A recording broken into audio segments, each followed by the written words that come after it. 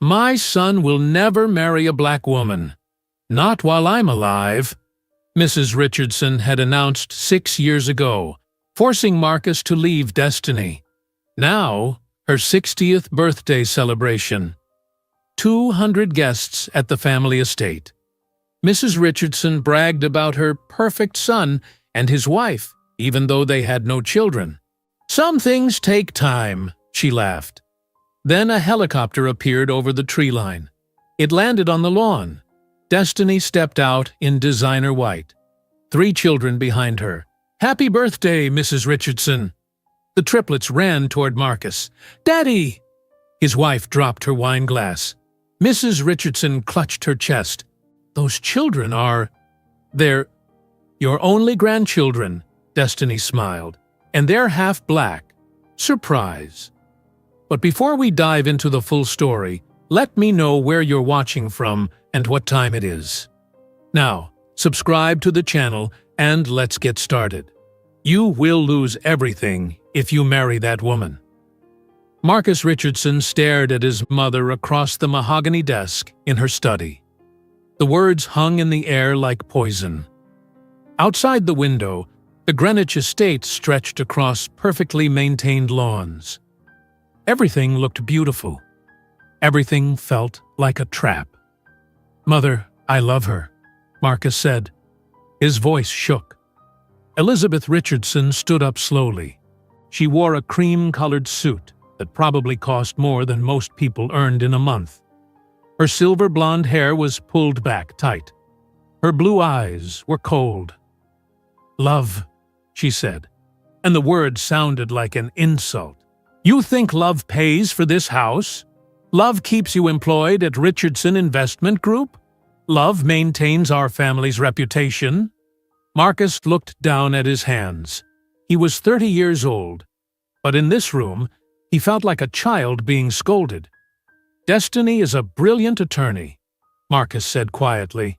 She went to Harvard Law School. She is kind and smart.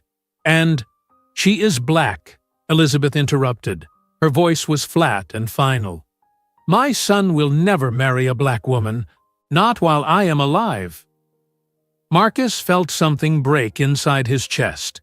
He had known this conversation was coming. For 2 years, he had hidden his relationship with Destiny Williams from his mother. But Elizabeth Richardson had eyes everywhere. She hired a private investigator. She always found out everything, eventually. If you marry her, I will cut you off completely, Elizabeth continued. She walked around the desk and stood in front of Marcus. No job, no trust fund, no place in this family. You will have nothing. Do you understand me? Nothing. Marcus opened his mouth to argue, to fight, to defend the woman he loved. But the words would not come. Fear wrapped around his throat like a fist. I need time to think, Marcus whispered. You have 1 week, Elizabeth said. End it, or I will end everything for you. That conversation had happened 6 years ago. Now, Marcus sat in his corner office at Richardson Investment Group on the 32nd floor of a building in Stamford, Connecticut. He stared out at the Manhattan skyline across the water. From the outside, his life looked perfect. Expensive suit, corner office, important job. But inside, Marcus felt hollow. His phone buzzed. A text from his wife, Rebecca. Dinner at your mother's tonight, 7 o'clock. Do not be late. Marcus closed his eyes. Sunday dinner at the estate. Every single week. He hated those dinners. He thought about Destiny. He thought about her every single day. He wondered where she was, what she was doing, if she ever forgave him. He remembered the night they met. It was a charity gala in Manhattan 2 years before his mother's ultimatum. Marcus hated those events. Rich people pretending to care about poor people while drinking expensive champagne. But then he saw Destiny across the room. She wore a simple black dress. Her natural curly hair fell past her shoulders. She was talking to a group of lawyers, and when she laughed, the whole room seemed brighter. Marcus walked over. His hands were sweating. "Hi," he said. "I am Marcus." Destiny turned and looked at him. Her dark brown eyes were intelligent and warm. "I am Destiny," she said, shaking his hand.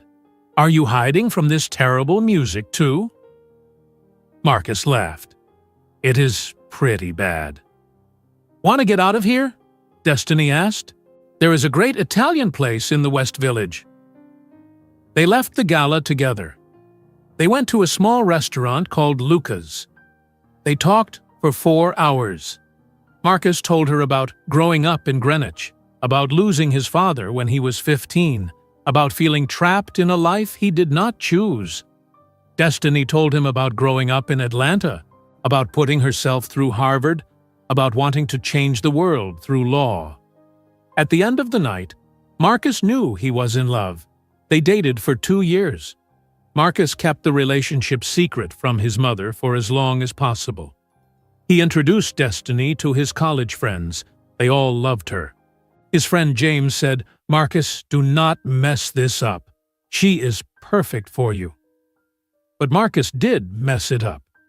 After his mother's ultimatum, Marcus sat alone in his apartment for 3 days. He held his phone. He thought about fighting for Destiny. He thought about choosing love over money. But he was weak. Fear won. He called Destiny on a Thursday night.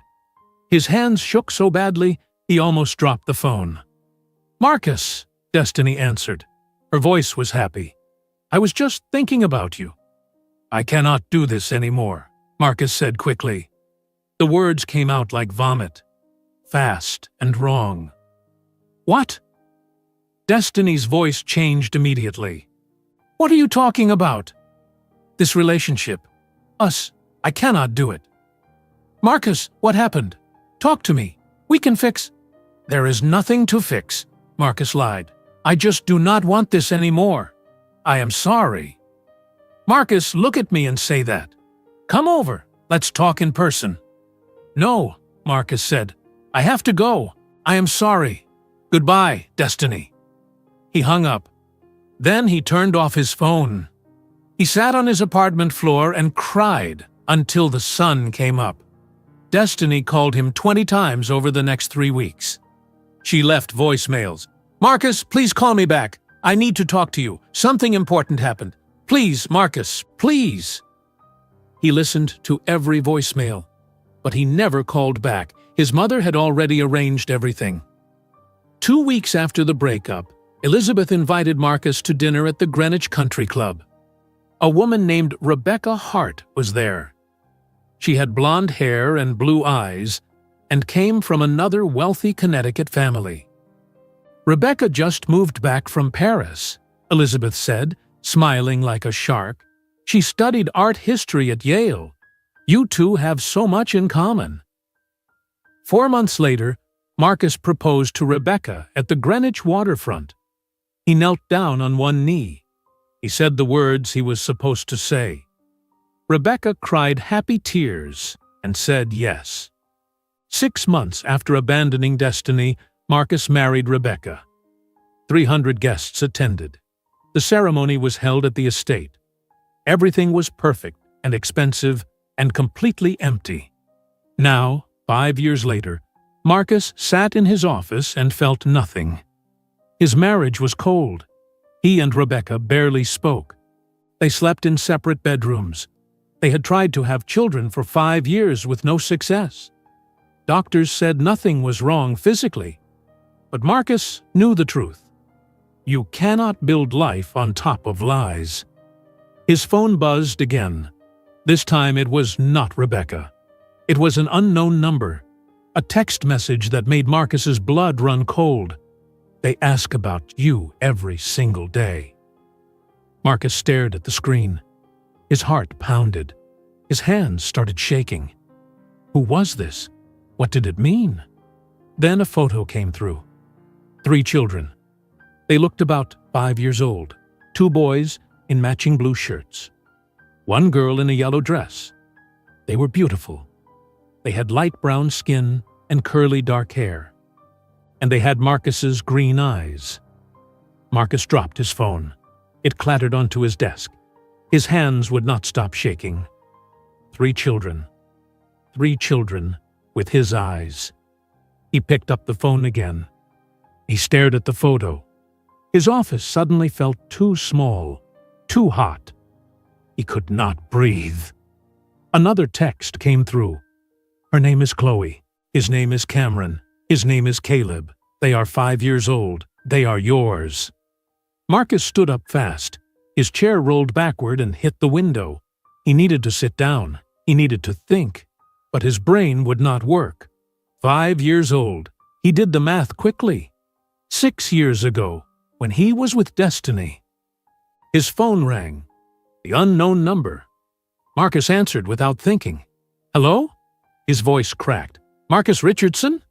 A woman's voice, not Destiny's voice. This voice was younger. Yes. Who is this? My name is Angela Williams. I am Destiny's sister. Marcus felt like he was falling. Where is Destiny? Are those children? Yes, Angela interrupted. They are yours, triplets, Cameron, Caleb, and Chloe. Destiny tried to tell you 6 years ago. She called you 20 times. You never answered. Marcus sat down hard. The room spun. I did not know. I swear, I did not know. You did not want to know, Angela said. Her voice was cold. You blocked her number. You disappeared. You married someone else. Is Destiny okay? Where is she? She is fine. Better than fine. She raised your children alone while you played house in Connecticut. She did not need you then. She does not need you now. Then why are you calling me? Marcus asked. His throat felt tight. Because the children need you. Or they need to know you exist. Destiny will be in touch. The line went dead. Marcus sat alone in his office. The Manhattan skyline blurred in front of him. He had children. 3 children. And he had abandoned them before they were even born. 6 years earlier, Destiny Williams sat on the bathroom floor of her New York apartment. 3 pregnancy tests were lined up on the counter. All 3 showed 2 pink lines. Positive. Destiny's hands shook. She was pregnant. She was 28 years old, unmarried, and the father had just broken up with her over the phone, without explanation. She called Marcus immediately. The phone rang 5 times and went to voicemail. Marcus, it is me. Please call me back. Something happened. I need to talk to you. It is important. She called again an hour later. Voicemail again. Marcus, please. Just 5 minutes. Call me back. By the end of the week, Destiny had called Marcus 15 times. Every call went to voicemail. Every voicemail went unanswered. Destiny made an appointment with her doctor. She went alone. She sat in the waiting room surrounded by happy couples holding hands. She felt completely alone. The doctor called her back.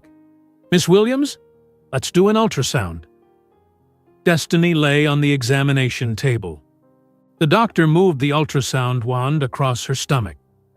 Destiny watched the black and white screen. She saw nothing but blurry shapes. Then the doctor stopped. She leaned closer to the screen. She smiled. Well, the doctor said, this is unexpected. Congratulations, Miss Williams. You are having triplets. Destiny's brain stopped working. What? 3 babies. See here, here, and here. The doctor pointed at 3 small shapes on the screen. 3 heartbeats. You are about 6 weeks along. Destiny started crying. She did not know if she was happy or terrified. Probably both. That night, she called Marcus again. This time, she left a long voicemail. Marcus, I do not know why you are not answering. I do not know what I did wrong. But I need you to call me back. I am pregnant. I am having triplets. Your children. 3 of them. Please, Marcus, please, call me. Marcus never called. After 2 weeks of silence, Destiny stopped calling. She realized the truth.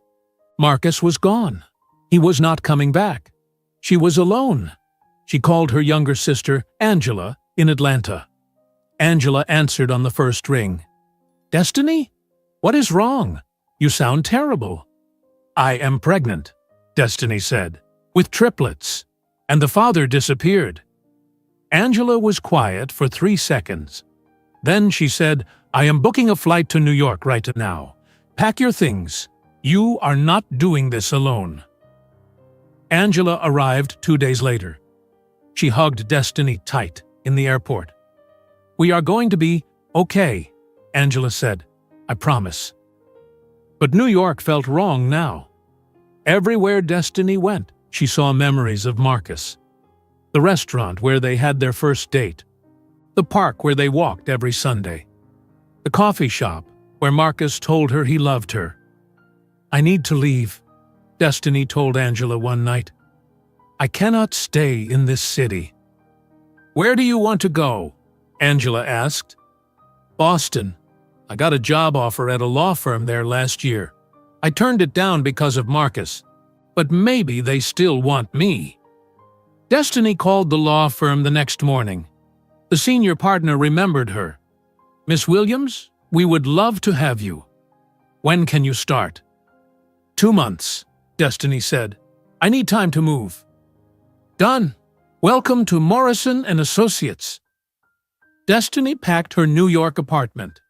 She boxed up photos of Marcus. She cried while she taped the boxes shut. Angela helped her pack everything into a moving truck. They drove to Boston on a cold October morning. Destiny was 7 months pregnant. Her belly was huge. Moving was exhausting. But she refused to give up. They found a small apartment in Boston's South End. It had 2 bedrooms and big windows.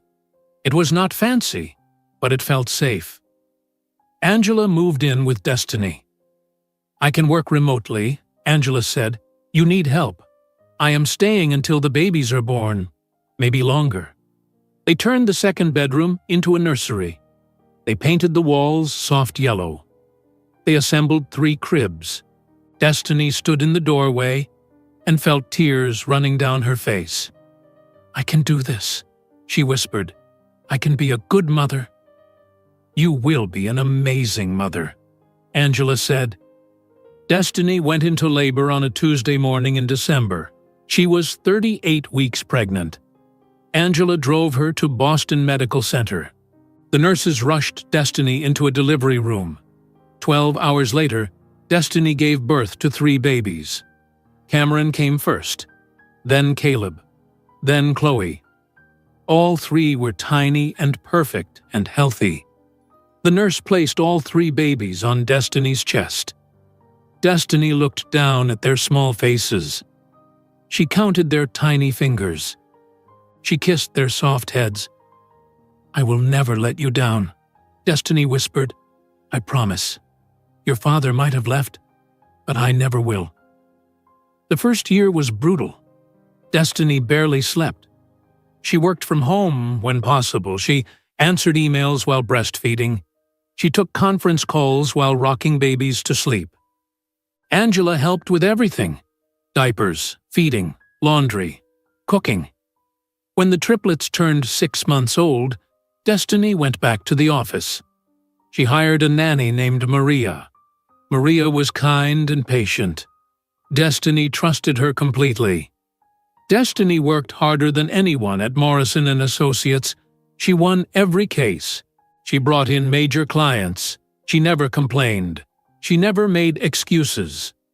When the triplets were 3 years old, the senior partner called Destiny into his office.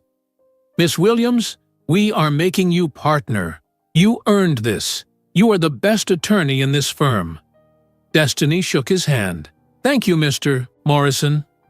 That night, Destiny told the triplets, "Mama got a promotion. We are going to buy a house."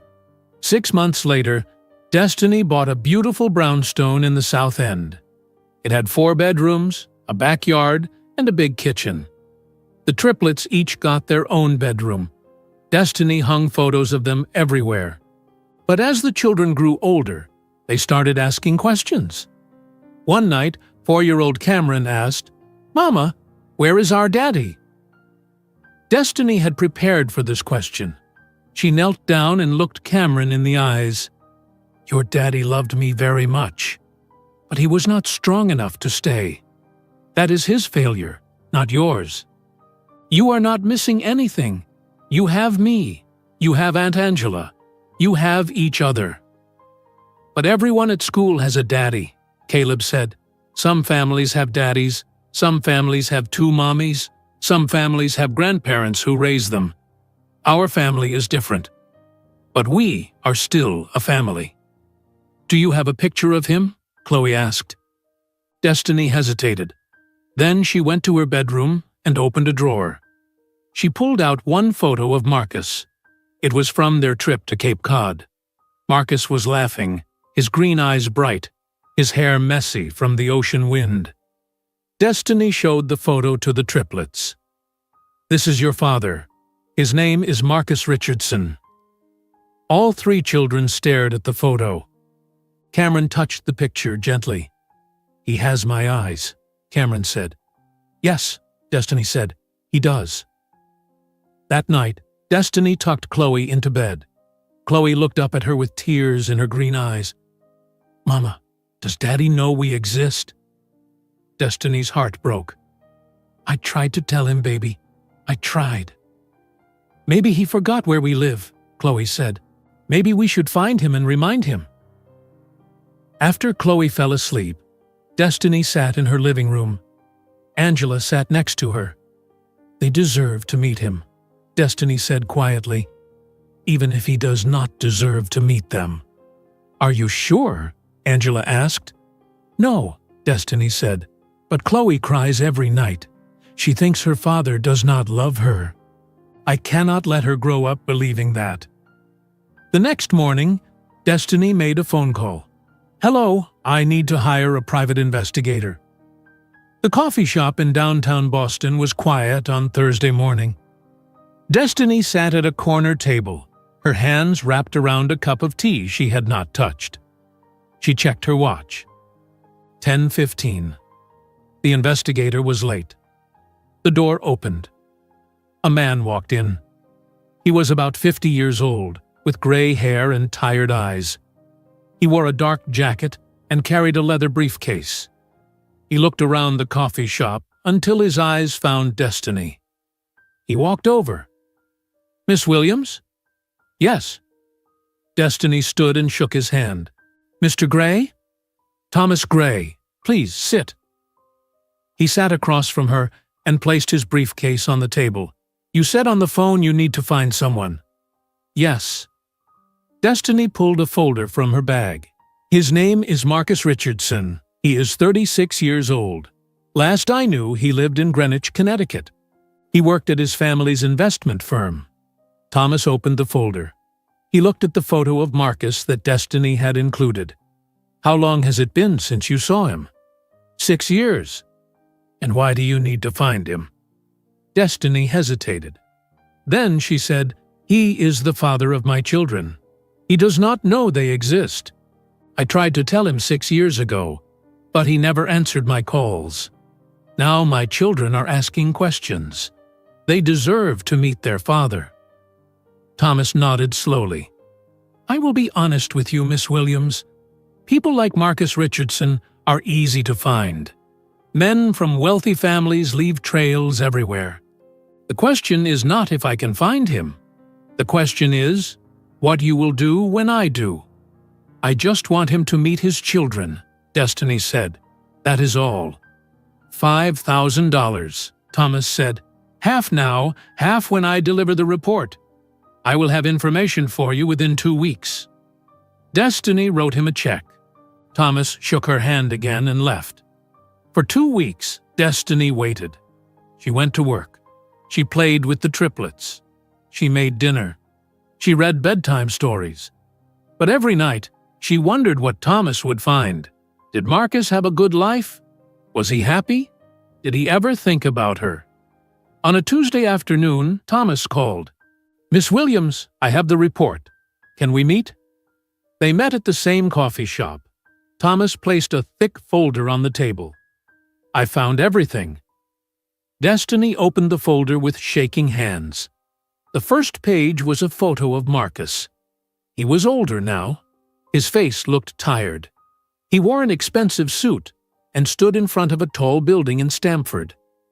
"He still works at Richardson Investment Group," Thomas said. "His office is on the 32nd floor. He makes $400,000 a year." Destiny turned the page. Another photo. Marcus standing next to a blonde woman. They were dressed formally at some event. The woman smiled at the camera. Marcus did not. "Who is she?" Destiny asked, though she already knew. "Rebecca Hart Richardson, his wife. They got married 5 months after you and Marcus broke up."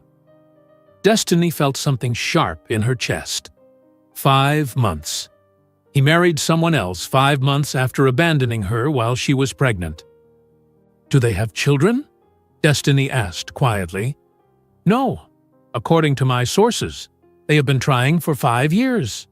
No success." Destiny turned more pages. Photos of a large house in Greenwich. Photos of Marcus's mother, Elizabeth Richardson.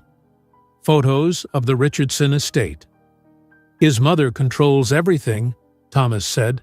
"The business, the family money, Marcus's trust fund. She comes from old Connecticut money. Very traditional, very private." "Did you find out why he left me?" Destiny asked. Thomas was quiet for a moment. "I talked to someone who worked at the estate 6 years ago. A housekeeper. She said Mrs. Richardson discovered Marcus was dating a black woman. She told Marcus he had to end it, or she would cut him off completely. He chose the money." Destiny closed her eyes. She had suspected this, but hearing it confirmed made it real. Marcus had loved her, but he had loved his comfortable life more. "There is something else," Thomas said. He pulled out another paper. "Elizabeth Richardson is planning a big birthday party, her 60th. It is happening in 3 months. 200 guests. All of Greenwich society will be there. The event planner filed permits for a tent, catering, parking. It will be at the Richardson estate." Destiny looked at the date on the permit. "Saturday, June 8th. "Thank you, Mr. Gray," Destiny said. "This is exactly what I needed." That night, Destiny sat in her living room. Angela came over after putting the triplets to bed upstairs. "Did you get the report?" Angela asked. "Yes." Destiny handed her the folder. Angela flipped through the pages. Her face got angry. "He got married 5 months later? 5 months?" "Yes. And his mother made him do it. She threatened him." Angela threw the folder on the coffee table. "What are you going to do?"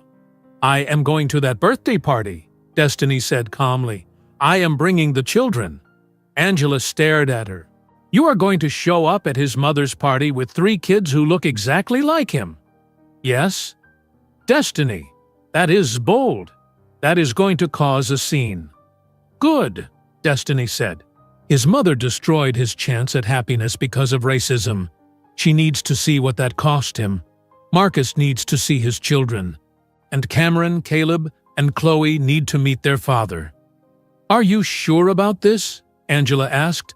"Once you do this, you cannot take it back." "I am sure. I am not doing this for revenge. I am doing this because Chloe cries every night, asking why her daddy does not love her. I cannot let my children believe they are not wanted." The next morning, Destiny drove to Neiman Marcus in Boston. She walked through the designer section.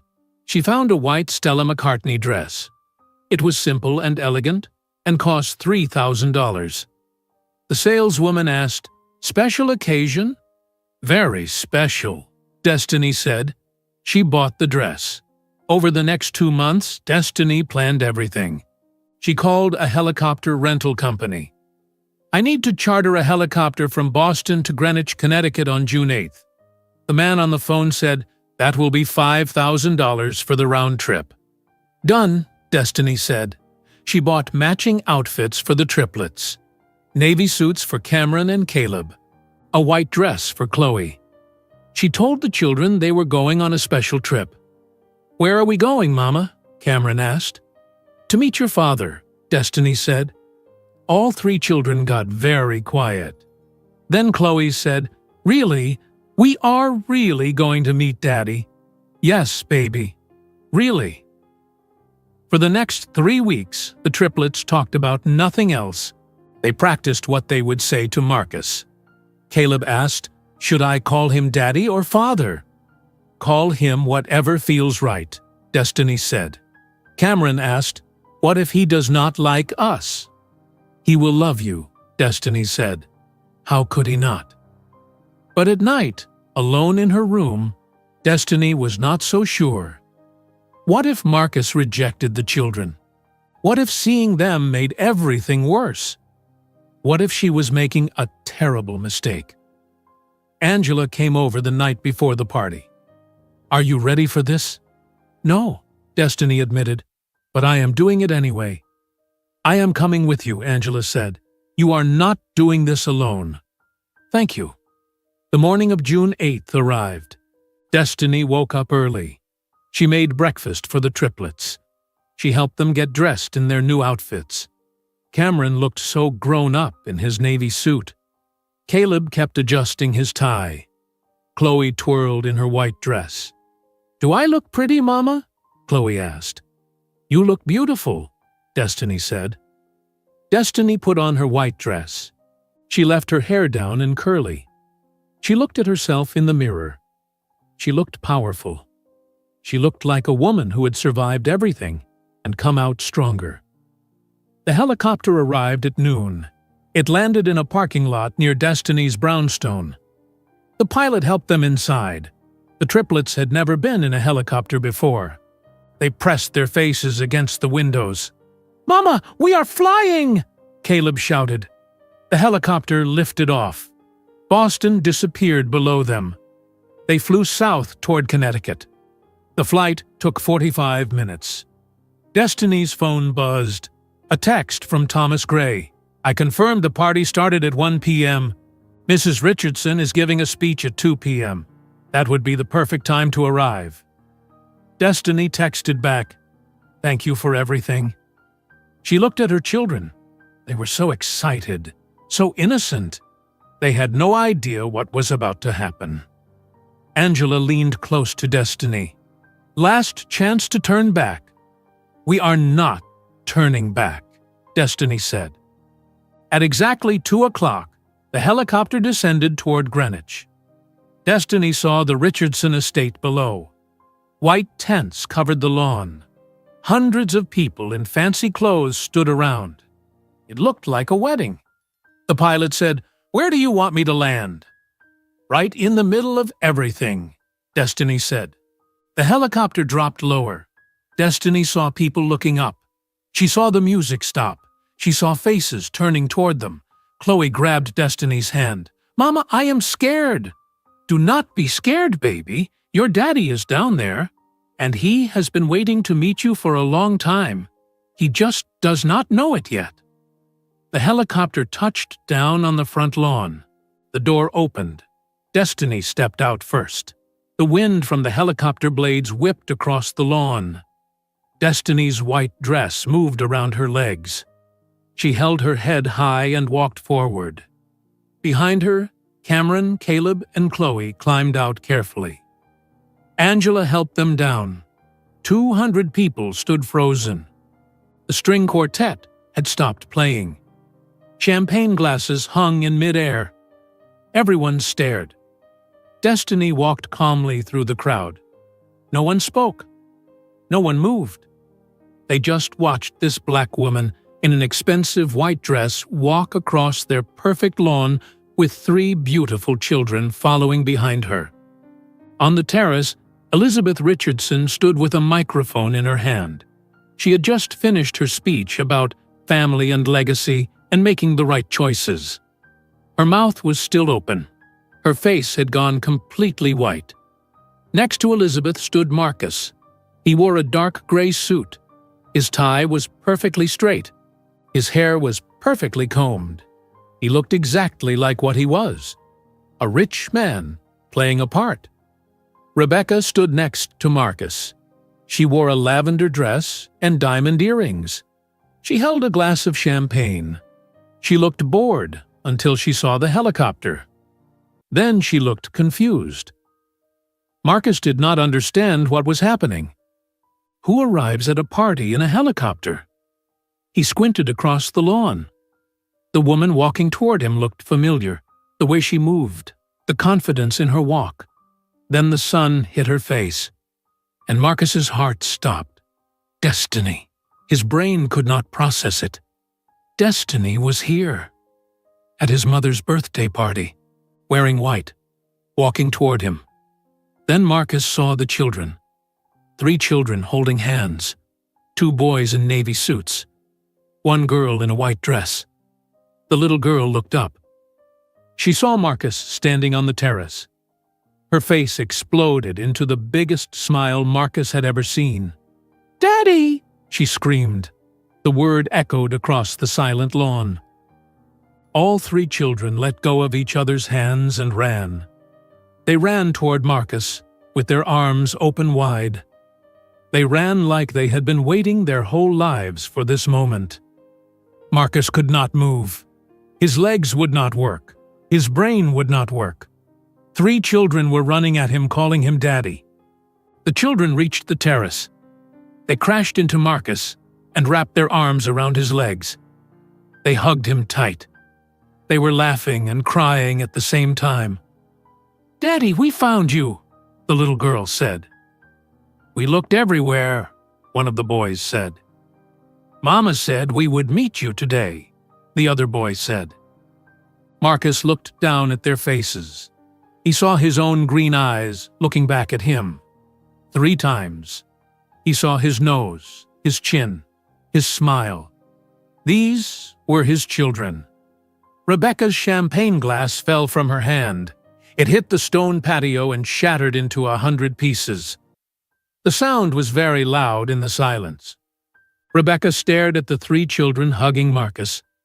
She looked at their faces. She looked at Marcus's face. She understood everything in one terrible second. "How old are they?" Rebecca whispered. Marcus could not answer. His throat had closed completely. 6 years of marriage had felt like 600. Marcus thought about this as he sat at breakfast with Rebecca that morning before the party. They sat at opposite ends of their dining room table. Rebecca scrolled through her phone.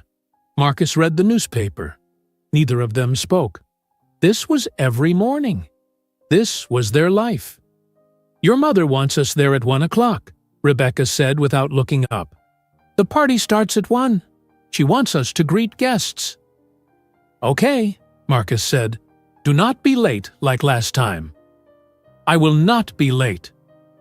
Rebecca stood up. She took her coffee cup to the kitchen. Marcus heard her rinse it in the sink. She came back and said, "I am going to get ready." "Okay." She left. Marcus sat alone at the table. The house was completely silent. This house that his mother bought for them. This house that never felt like a home. His phone buzzed. A reminder, Dr. Chen appointment, 3 p.m. Monday. Another fertility specialist, another doctor who would run tests and say nothing was wrong. This would be the 5th doctor in 5 years. Marcus deleted the reminder. He remembered the first time they went to a fertility doctor.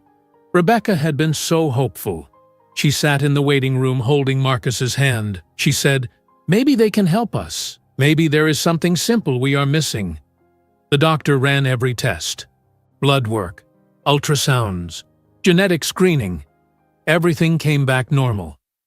"Mr. and Mrs. Richardson, I see no medical reason you cannot conceive," the doctor said. "Sometimes stress can affect fertility. Are you under significant stress?" Rebecca looked at Marcus. Marcus looked at the floor. "Just normal work stress," Marcus lied. They tried 3 more doctors. Every doctor said the same thing. Nothing is wrong medically. But Marcus knew the truth. You cannot build life on top of lies. You cannot create something real from something false. Rebecca knew something was wrong too. She was not stupid. She watched Marcus carefully. She saw him staring out windows for hours. She heard him in his home office, late at night. One night 3 months ago, Rebecca went downstairs at 2 in the morning. She needed water. She heard crying coming from Marcus's office. She opened the door quietly. Marcus sat at his desk with his head in his hands. His shoulders shook. He was crying like someone had died. "Marcus?" Rebecca said softly. Marcus's head snapped up. He wiped his face quickly. "I am fine, just tired." "You are not fine. You are crying." "Work stuff. A deal fell through. It is nothing." Rebecca stood in the doorway. She said, "You are lying to me. You have been lying to me for years. I do not know what about, but I know you are lying." "Rebecca? Did you love someone before me?" The question came out fast. Rebecca had been holding it inside for a long time. Marcus looked at his wife. He opened his mouth. He could have told the truth right then. He could have said yes. He could have explained everything. But fear won again. "No," Marcus said. "You are the only one." Rebecca stared at him for a long moment. Then she said, "You are a terrible liar, Marcus." She left and closed the door. They never spoke about it again. Sunday dinners at Elizabeth's estate were torture. Every single week, Elizabeth asked about grandchildren. Every single week, Marcus felt smaller. 2 weeks before the party, Elizabeth served roasted chicken and potatoes. She looked at Rebecca and said, "Rebecca, dear, you are 32 now. The clock is ticking. When will you give me grandchildren?" Rebecca's fork stopped halfway to her mouth. She put it down carefully. "We are trying, Elizabeth." "Trying is not good enough. Other families have grandchildren. Margaret's daughter just had twins. My own son cannot give me one grandchild." "Mother," Marcus said quietly, "stop. I am simply asking reasonable questions. I want grandchildren before I die. Is that too much to ask?" Rebecca stood up. "Excuse me, I need to use the bathroom." She left the table. Elizabeth looked at Marcus. "What is wrong with her?" "You are being cruel," Marcus said. "I am being honest. Maybe if you tried harder." "We have tried," Marcus shouted. He never shouted at his mother. Elizabeth's eyes went wide. "We have tried for 5 years. We have seen 5 doctors. There is nothing wrong medically. So maybe the problem is not Rebecca. Maybe the problem is this family. Maybe the problem is you." Marcus threw his napkin on the table and left. He drove to a bar in Stamford. He ordered whiskey and drank too much. He thought about destiny. He always thought about destiny when he drank. He pulled out his phone. He scrolled through his contacts. He had deleted Destiny's number years ago, but he still remembered it. His fingers moved without thinking. He typed the number. His finger hovered over the call button. If he pressed it, everything would change. He could apologize. He could explain. He could ask if she forgave him. But what if she did not answer? What if she did? What would he even say? Marcus deleted the number and ordered another drink. The morning of his mother's 60th birthday party, Marcus woke up early. Rebecca was already awake. She sat at her vanity applying makeup. Marcus watched her from the bed. "Rebecca," he said. "Yes? Are you happy?" Rebecca's hand stopped. She looked at Marcus in the mirror. "What kind of question is that?" "A real one. Are you happy in this marriage?" Rebecca put down her makeup brush. She turned around. "Why are you asking me this now? Your mother's party is in 4 hours. I just need to know." Rebecca was quiet for a long time. Then she said, "No, Marcus, I am not happy. I have not been happy for a long time. But I do not know how to leave. This is all I know." Marcus nodded. He felt sad but not surprised. "Are you happy?" Rebecca asked. "No," Marcus said. They got dressed in silence. Marcus put on his dark gray suit. He tied his tie. He looked at himself in the bathroom mirror. The man staring back looked successful and empty. They drove to the estate separately. Rebecca went early to help Elizabeth. Marcus arrived at 12:30. The lawn was already full of guests. White tents, string quartet, waiters carrying champagne.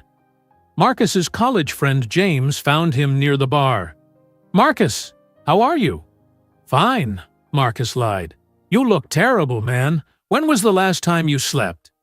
"I sleep fine." James lowered his voice. "Do you ever think about Destiny?" Marcus's whole body went stiff. "What?" "Destiny Williams. You remember. You dated her for 2 years. Then you just disappeared. We all wondered what happened. That was a long time ago. I saw her on LinkedIn last month. She made partner at some law firm in Boston. She looks good. Happy." Marcus felt something twist in his chest. "Good for her. You should reach out. Apologize for whatever happened." "I cannot do that." "Why not?" "Because I am a coward," Marcus thought. But he said, "It is too late." At 2 o'clock, Elizabeth took the microphone on the terrace. She gave her speech. She talked about making the right choices. She made her comment about grandchildren. Everyone laughed. Then they heard the helicopter. Marcus looked up at the sky. He had no idea that everything was about to change. He had no idea that the past he buried was landing on his mother's front lawn. Marcus's legs gave out. He fell to his knees on the stone patio. The 3 children held onto him tighter.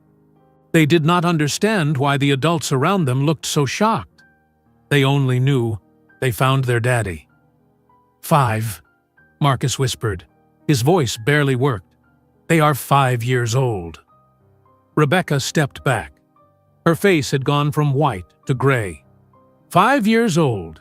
We have been married for 5 years. The math was simple. Terrible and simple. Marcus had gotten someone pregnant, and then married Rebecca. He had children he never told her about. "Who are you?" Rebecca asked. Her voice shook. She was looking at Destiny now. Destiny walked up the terrace steps. She moved slowly and calmly. She wore her white dress and held her head high. She looked directly at Rebecca. "My name is Destiny Williams," she said. "I am sorry you had to find out this way." "Find out what?" Rebecca's voice got louder. "Find out that my husband has 3 children he never mentioned? Find out that our entire marriage is built on lies?" The guests were completely silent. Everyone was listening. Some people had their phones out. They were recording everything. Elizabeth finally found her voice. She stepped forward. "Destiny Williams. I remember that name. You are the woman my son dated before Rebecca." "Yes," Destiny said calmly. "I am." "These cannot be Marcus's children," Elizabeth said. But her voice was weak. She was looking at the triplets' faces. She saw Marcus's eyes, Marcus's nose, Marcus's smile. She knew the truth. "They are his," Destiny said. "Cameron, Caleb, and Chloe. They are 5 years old. Marcus is their father." The little girl, Chloe, looked up at Marcus. She touched his face with her small hand. "Daddy, why are you sad? We came to see you. Are you not happy?" Marcus started crying. He pulled all 3 children into his arms and held them tight. "I am happy," he said through his tears. "I am so happy. I am so sorry.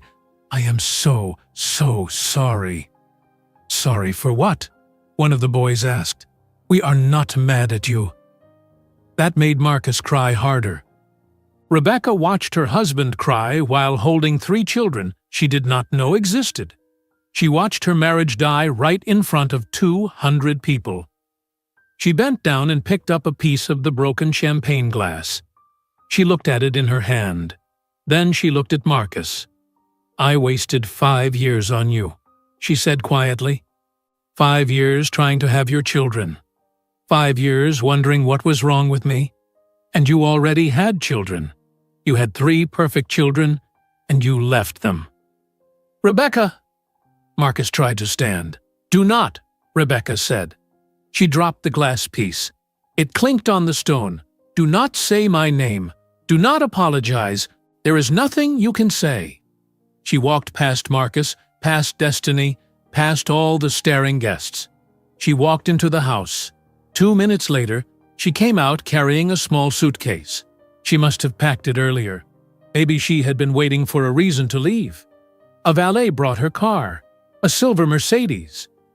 Rebecca got in without looking back. The car rolled down the long driveway and disappeared through the gates.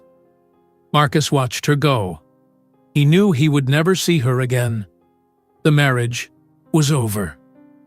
"Marcus," Destiny said. Marcus looked up at her. Destiny stood above him. The woman he had loved, the woman he had abandoned, the mother of his children. "I did not come here for revenge," Destiny said. Her voice was loud enough for everyone to hear. "I did not come here to ruin your life. I came here because your children deserve to know their father." She knelt down next to Marcus. She looked at the triplets.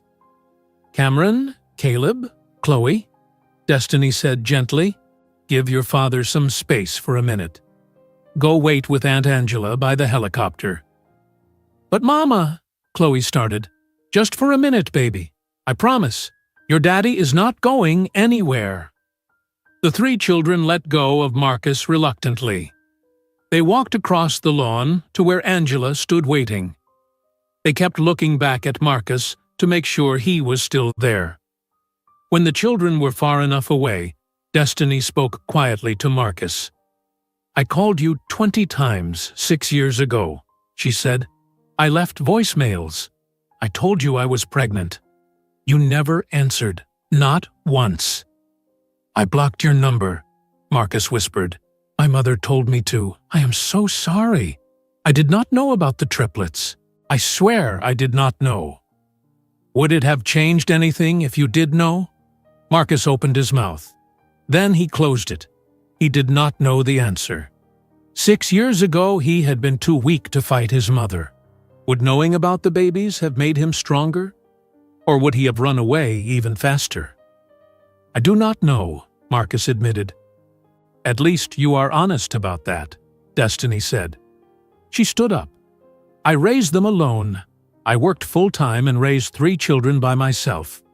I did not do it for your approval. I did it because they are my children, and I love them." "They are beautiful," Marcus said. "They are perfect." "Yes, they are." Destiny looked at Elizabeth standing frozen on the terrace. "Your mother made you choose between me and your comfortable life. You chose the comfortable life. That was your choice. But those children did not choose any of this. They did not ask to be born. They did not ask for an absent father." Marcus nodded. Tears ran down his face. "Chloe cries every night," Destiny continued.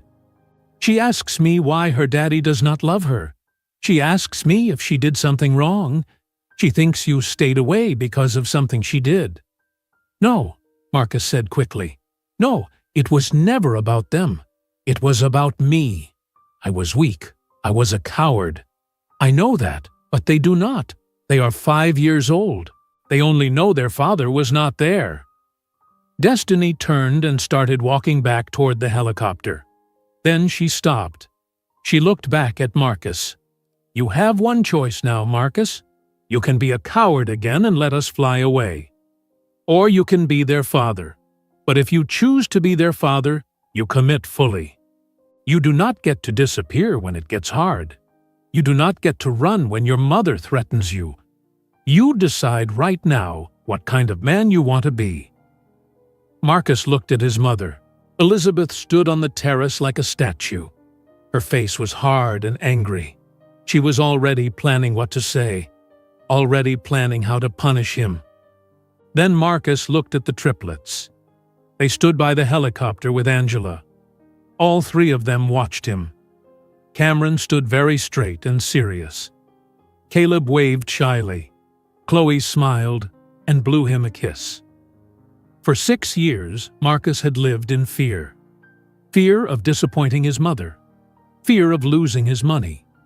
Fear of standing up for himself. But looking at those 3 children, something changed inside him. He stood up. His legs were shaky, but they worked. He walked toward his mother. "Mother," he said. His voice was stronger than before. "Marcus, do not do this," Elizabeth said. Her voice was cold. "If you choose them, I will cut you off. No job, no trust fund, no place in this family. You will have nothing." "Then I choose them," Marcus said. "I choose my children." Elizabeth's mouth fell open. In 36 years, Marcus had never disobeyed her, never talked back, never chosen anything over her approval. "You are making a mistake," Elizabeth said. "No," Marcus said. "I made my mistake 6 years ago when I listened to you.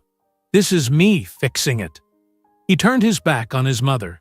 He walked across the lawn toward the helicopter, toward destiny, toward his children. The 200 guests watched in complete silence. Some of them looked shocked. Some looked uncomfortable. A few looked almost happy, like they had been waiting years for someone to stand up to Elizabeth Richardson. Marcus reached the triplets. He knelt down in front of them. "I missed 5 years of your lives," he said. His voice cracked. "I will never forgive myself for that. But if you let me, I want to be your father now. I want to be in your lives. I want to know everything about you." Cameron looked at his brother and sister. Then he looked at Marcus. "Do you promise you will not leave again?" "I promise," Marcus said. "I will never leave you again." "Okay," Cameron said seriously. "You can be our daddy." Caleb threw his arms around Marcus's neck. "Daddy, do you want to see my dinosaur collection?" Marcus laughed through his tears. "Yes, I want to see everything." Chloe kissed Marcus's cheek. She whispered in his ear, "I knew you would come back. I told Mama you would." Behind them, Elizabeth screamed from the terrace. "Get off my property! All of you! Get those children off my property right now!" The guests gasped. Some covered their mouths. Others took steps backward.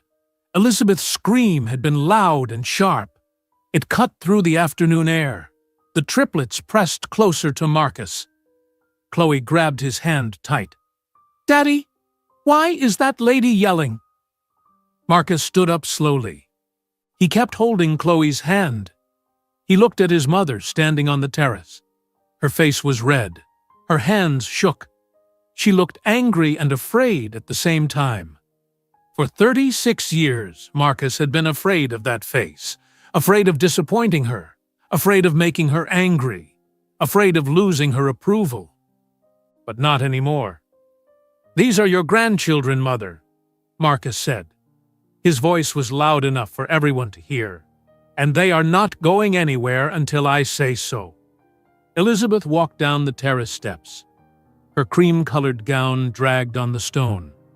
She walked straight toward Marcus. The guests moved out of her way. She stopped 3 feet from Marcus. Her blue eyes were ice cold. "How dare you bring this shame to my home? I told you what would happen if you made the wrong choice." "You were wrong," Marcus said. Something inside him had broken open. Not in a bad way, in a way that felt like freedom. "You were wrong about everything." "I was protecting you," Elizabeth hissed. "I was protecting this family's reputation, our legacy." "You were protecting your prejudice," Marcus said. "You destroyed my chance at happiness because you could not accept that I loved a black woman. You made me abandon the person I loved. You turned me into a coward." "Marcus, lower your voice. Everyone is listening." "Good. Let them listen. Let them all know the truth. You told me I had to choose between destiny and my comfortable life. I chose wrong. I chose the comfortable life. And I have been miserable every single day since." Elizabeth's face went pale. You are being dramatic. You married Rebecca. You have a good life. Rebecca just left me. Did you see that? She packed a suitcase and drove away. My marriage is over, and it is your fault. You arranged that marriage. You chose Rebecca for me. But I never loved her. I loved Destiny. Caleb tugged on Marcus's sleeve. Daddy, who is that lady? Marcus looked down at his son. That is your grandmother. She does not seem very nice, Cameron said quietly. Elizabeth heard this. She looked at the three children for the first time, really seeing them. They had Marcus's face, Marcus's green eyes. But their skin was brown. Their hair was curly and dark. These were her grandchildren, the only grandchildren she would ever have. And they were exactly what she had told Marcus he could never create. I did what any mother would do, Elizabeth said. Her voice was quieter now, almost defensive. I protected my son from making a mistake. I was not a mistake, a voice said. Everyone turned. Destiny had walked closer. She stood 10 feet from Elizabeth. The two women looked at each other. My children are not mistakes, Destiny continued. They are the best thing that ever happened to me. And they could have been the best thing that ever happened to Marcus. But you took that away from him. You took it away from all of us. You do not belong here, Elizabeth said. You never did. You do not understand our world. Your world? Destiny's voice stayed calm. Your world is built on hate and fear. Your world is small and dying. My children will build something better, something kinder. Elizabeth had no response. She opened her mouth, but no words came out. You spent 6 years afraid of me, Destiny said. But I was never your enemy. You were your own worst enemy. You destroyed your son's happiness because of hate. Now you have to live with the consequences. Destiny turned to Angela. Take the children to the helicopter. I will be there in a minute. Angela nodded. She took Cameron, Caleb, and Chloe by the hands. Come on, babies. Let's go look at the helicopter up close. But I want to stay with Daddy, Chloe said. Your daddy will be right there, Angela promised. Come on. The triplets walked away with Angela. They kept looking back at Marcus. When they were far enough away, Destiny turned to the crowd of guests. 200 people stood frozen. They all held drinks. They all wore expensive clothes. They all looked extremely uncomfortable. I apologize for interrupting this party, Destiny said. Her voice carried across the lawn. I know this is awkward, but my children deserve to meet their father, and Marcus deserved to know his children exist. A woman in the crowd spoke up. It was Margaret, Elizabeth's best friend. Did you know about these children, Elizabeth? Elizabeth did not answer. Did you know your son had children? Margaret asked again. No, Elizabeth said quietly. I did not know. But you knew about her, Margaret said, pointing at Destiny. You knew Marcus was dating her 6 years ago. Yes, and you made him end it. We all heard the rumors. Margaret looked around at the other guests. Several of them nodded. You threatened to cut him off if he did not break up with her. Because she was black. Margaret, this is not the time. This is exactly the time, Margaret interrupted. We have all watched you control Marcus his entire life. We watched you choose his wife for him. We watched you pressure him and Rebecca about children at every dinner party. And now we find out he had children all along. 3 beautiful children he did not know about, because you made him too afraid to answer his phone. The crowd murmured. Some people nodded in agreement. Others pulled out their phones and started texting. Elizabeth looked around at her guests. These were her friends, her social circle, the people who mattered in Greenwich. And they were all looking at her with disappointment or disgust. "I think we should leave," someone said. Other people agreed. Guests started walking toward the parking area. They moved quickly. They wanted to escape the uncomfortable situation. But more than that, they wanted to get home and call their friends and tell them what happened. "Wait," Elizabeth called out. "The party is not over. We have not served dessert yet." But no one stopped. Within 5 minutes, half the guests were gone. Within 10 minutes, only a few people remained. Older couples who moved slowly. The catering staff who still had to pack up. The string quartet packed their instruments. The bartenders closed the bar. The beautiful party Elizabeth had planned for months disappeared in less than 15 minutes. Elizabeth stood alone on the terrace. Her perfect party was ruined. Her reputation was destroyed. Her son had chosen 3 children over her. Marcus watched his mother standing there and he felt sad for her, but he also felt free. He walked over to Destiny. "Thank you," he said quietly. "For what?" "For coming here. For giving me a chance to meet them. You could have kept them from me forever. I would have deserved that." "I did not do this for you," Destiny said. "I did this for Cameron, Caleb, and Chloe. They deserved to know their father." "Can I see them again?" Marcus asked. "Can I be part of their lives?" Destiny looked at him for a long moment. "That depends." "On what?" "On whether you are serious. You cannot just walk into their lives and walk out again when it gets hard.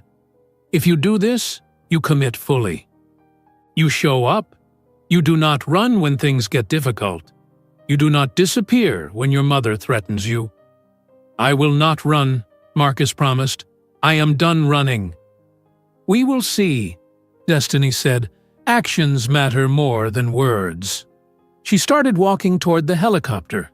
Then she stopped and looked back. "We live in Boston," she said. "South End. If you are serious about being their father, you know where to find us." Marcus nodded. "I will be there, I promise." Destiny walked across the lawn.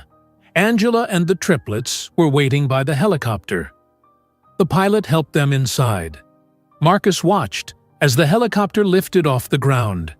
He saw 3 small faces pressed against the window. They waved at him.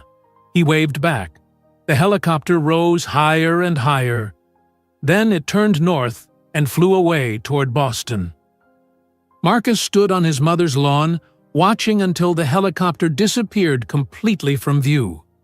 Behind him, his mother spoke.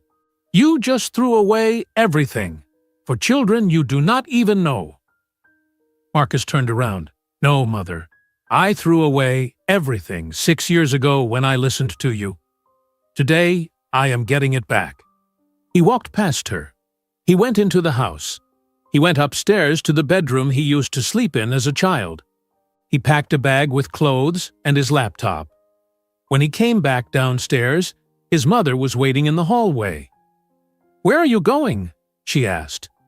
"Boston," Marcus said. "You do not even have a place to live there." "I will find one." "Marcus, please, be reasonable. You have a life here, a job, a home." "I have nothing here," Marcus said. "You made sure of that." He walked out the front door. He got in his car. He drove down the long driveway and through the gates. In his rearview mirror, he saw his mother standing alone in front of the big, empty house. Marcus did not look back again. Marcus drove north on Interstate 95. Greenwich disappeared behind him. The sun was setting. His phone kept buzzing in the passenger seat, but he did not look at it. He knew who was calling. His mother. His mother's lawyer. Maybe people from work. He did not care. After 2 hours of driving, Marcus pulled into a rest stop near New Haven. He sat in his car and finally looked at his phone. 37 missed calls. 52 text messages. His mother. "Come home immediately. We need to talk." His mother. "You are making the biggest mistake of your life." His mother. Do not throw away everything for children you do not even know. His mother's lawyer. Mr. Richardson, please call me as soon as possible. We need to discuss your employment status and trust fund. A text from his friend James. Marcus, what the hell happened at the party? Everyone is talking about it. Marcus deleted all the messages. He opened a new text to Destiny. He typed, I am coming to Boston. Can I see them tomorrow? He waited. 3 minutes passed. Then his phone buzzed. Destiny. We live at 427 Shawmut Avenue. Come at 10 o'clock in the morning. Do not be late. Marcus typed back, I will be there. Thank you. He drove the rest of the way to Boston in darkness. He had no apartment, no hotel reservation, no plan. At midnight, he checked into a Holiday Inn near the South End. The room was small and smelled like old carpet. It was nothing like the house he shared with Rebecca in Greenwich. But Marcus slept better than he had in years. He woke up at 7 o'clock in the morning. He showered and put on jeans and a clean shirt. No suit today. He looked at himself in the mirror. He looked tired. He looked worried. But he also looked free. At 9:45, Marcus parked outside Destiny's brownstone. It was a beautiful building with red brick and white trim. Flower boxes sat in the windows. A small yard had toys scattered across the grass. Marcus walked up the steps. His hands were shaking.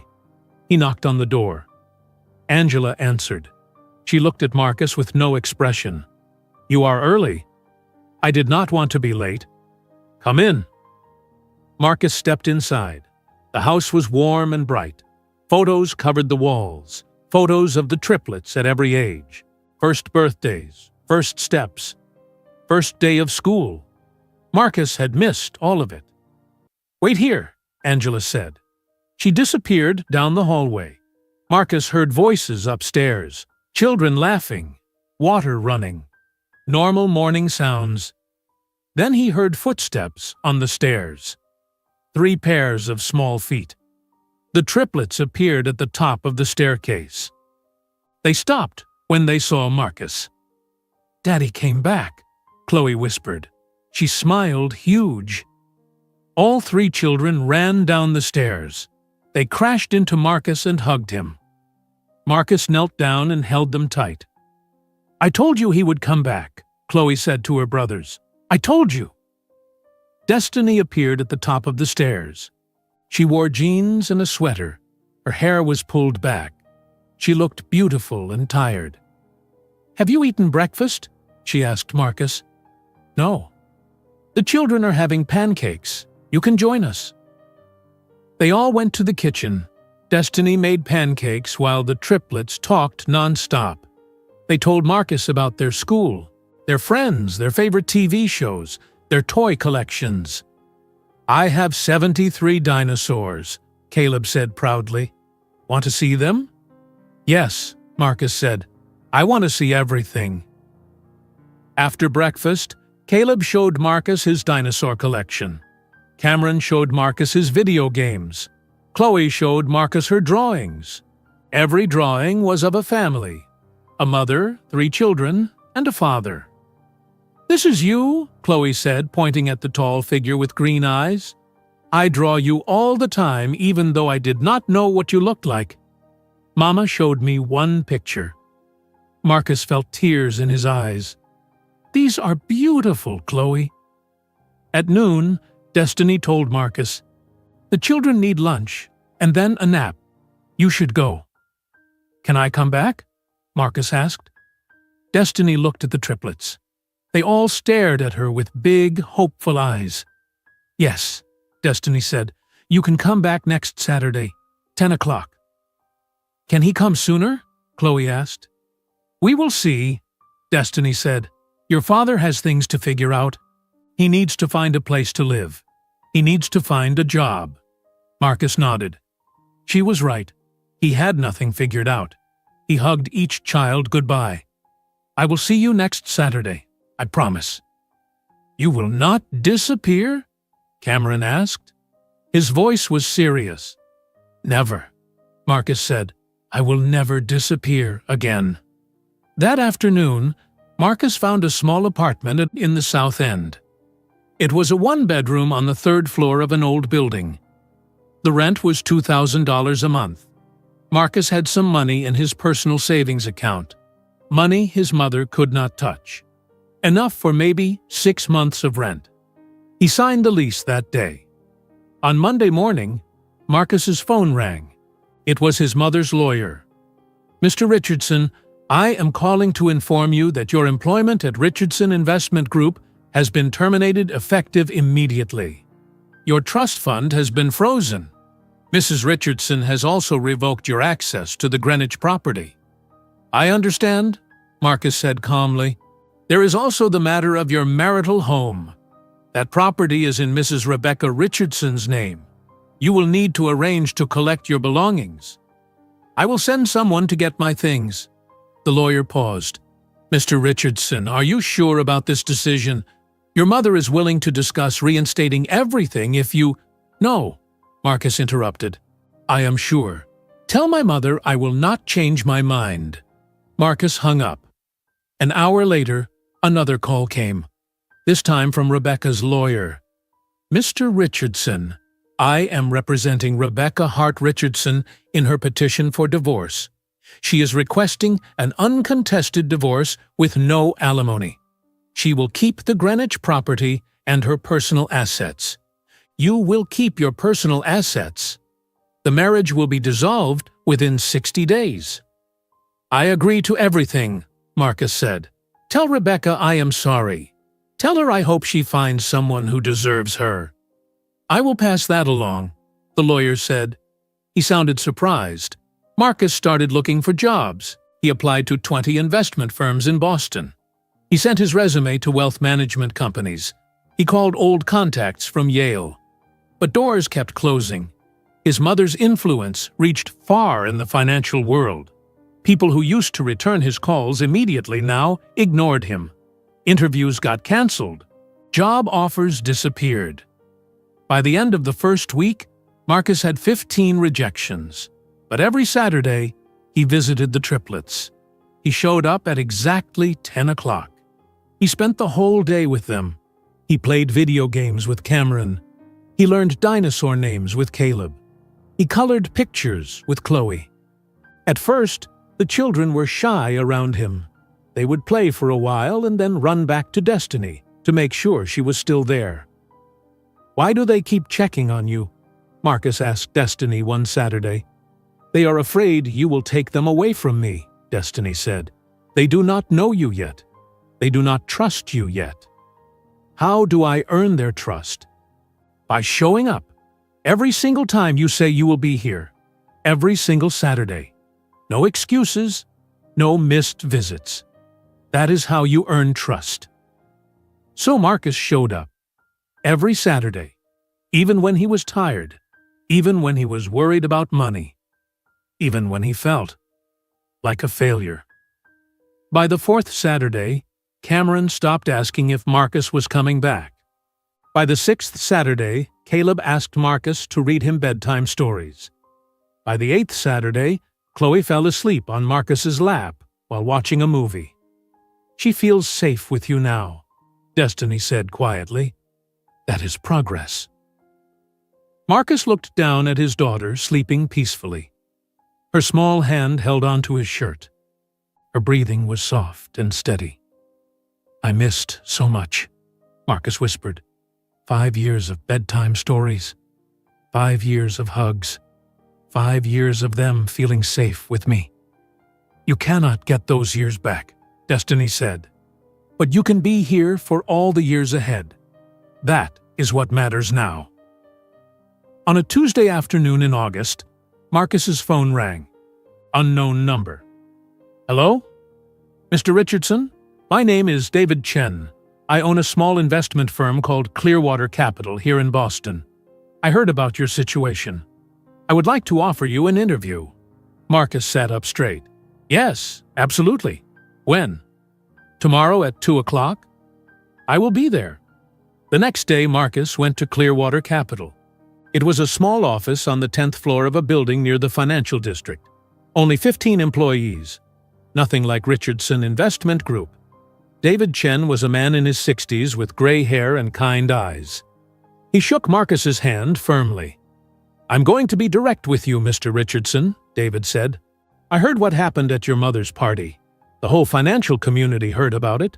Some people think you are unstable. Some people think you are a liability." Marcus nodded. "I understand. But I think you finally learned what matters in life," David continued. "I think you understand now that family is more important than money. That integrity is more important than reputation. Am I right?" "Yes," Marcus said. "You are exactly right." "Then I want to hire you. You will make less money than you made before. $75,000 a year to start. But you will do good work here. We invest in ethical companies. We help people build real wealth for real reasons, not just to get richer." Marcus felt relief wash over him. "When can I start?" "Next Monday." Marcus shook David's hand. "Thank you, Mr. Chen. You will not regret this." That Saturday, Marcus told the triplets about his new job. "Do you wear a suit?" Cameron asked. "Sometimes, but not every day." "Good," Cameron said. "Suits are uncomfortable." Marcus laughed. It felt good to laugh with his children. Destiny watched from the kitchen doorway. After the children went outside to play, she said to Marcus, "You are doing well. They are starting to trust you." "Thank you for giving me this chance," Marcus said. "You are earning it," Destiny replied. Marcus started his new job at Clearwater Capital on the first Monday of September. He arrived at 8 o'clock in the morning. David Chen met him at the door. "Welcome to the team, Marcus," David said. "Your office is small, but the work is good." The office was small, just a desk, a chair, and a window that looked at another building. But Marcus put a photo of the triplets on his desk. Cameron, Caleb, and Chloe, smiling at the camera. That photo made the small office feel perfect. Marcus worked hard. He arrived early and stayed late. He helped clients invest their money wisely. He researched companies carefully. He never cut corners. After 2 months, David called Marcus into his office. "You are doing excellent work. Our clients trust you. Keep this up." The months passed. Fall turned to winter. Winter turned to spring. Marcus saw the triplets every Saturday. Then Destiny let him come on Sundays too. Then on Wednesday evenings for dinner. Slowly, the children stopped checking to make sure Destiny was nearby when Marcus was there. They stopped asking if he was leaving soon. They just played and laughed and acted like regular kids with their father. 1 year after the helicopter landed on his mother's lawn, Marcus sat at his desk at Clearwater Capital. He looked at the photo of his children and smiled. His phone buzzed. A reminder. Cameron's school play tonight, 6:30. Marcus left work early. He drove to the elementary school in the South End. The auditorium was full of parents and grandparents.